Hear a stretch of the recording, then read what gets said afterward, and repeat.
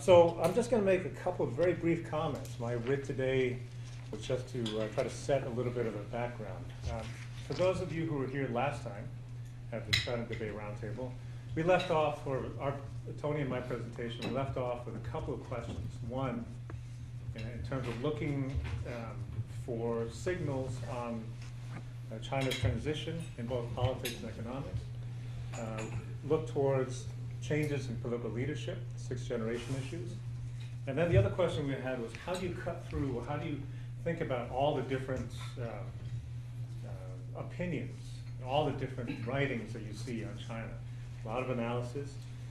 So our question that we were trying to leave the audience with was, how do you think about it? And what are some of the major issues to look at when you're thinking about China? I'm not going to go into that too much because we have a lot of assembled wisdom around the table, and I'm really curious to see what people are thinking here. But in terms of the leadership transition, as you all know, the two Congresses finished just recently, a couple weeks ago. One, the National People's Congress, and also the CPPCC. That's a long title, but it's a political advisory body.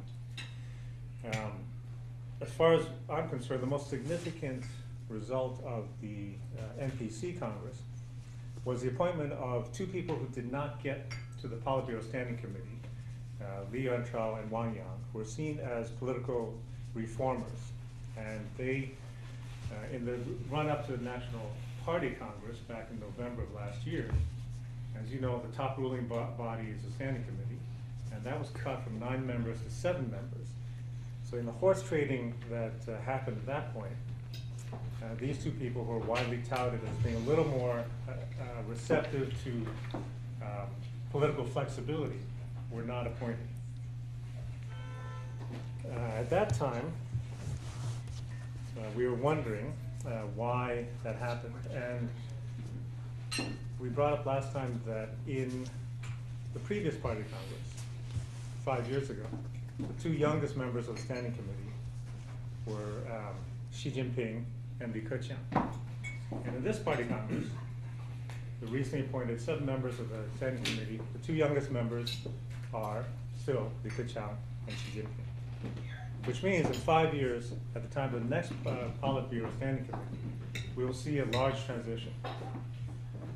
So over these next 5 years, the makeup of the new leadership is going to be debated, and there'll be a lot of horse trading between now and then. So we are already seeing some of that going on with the appointment of Wang Yang and Li Yuanchao as vice premier and as vice president, respectively.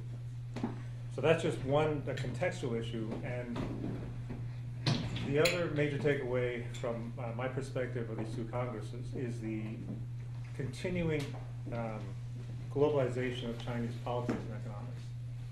And we're seeing with the China trip, and the Russia trip and the Africa trip, that China's increasing trade and political activities on the global scene are strengthening. And maybe in the discussion we can get into some of the foreign policy aspects of that.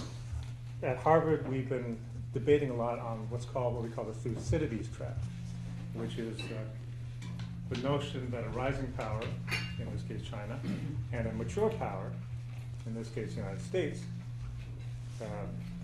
inevitably will clash. And this is based on a lot of theoretical work on Athens and Sparta, the ancient Greek Peloponnesian War, where the fear of a rising power led to conflict between Athens and Sparta. Whether or not this kind of scenario will play out, the Thucydides trap scenario, is an open question.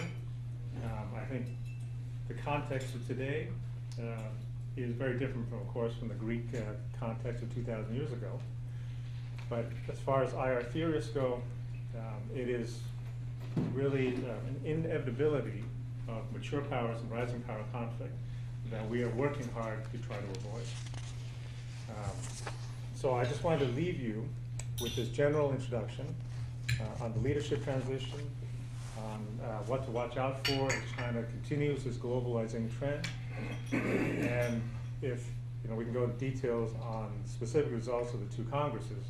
But I'm going to leave that to my colleague, Director General Chang, to focus on some of the specific implications, not only for the economy, but also for his particular sector, which is telecommunications.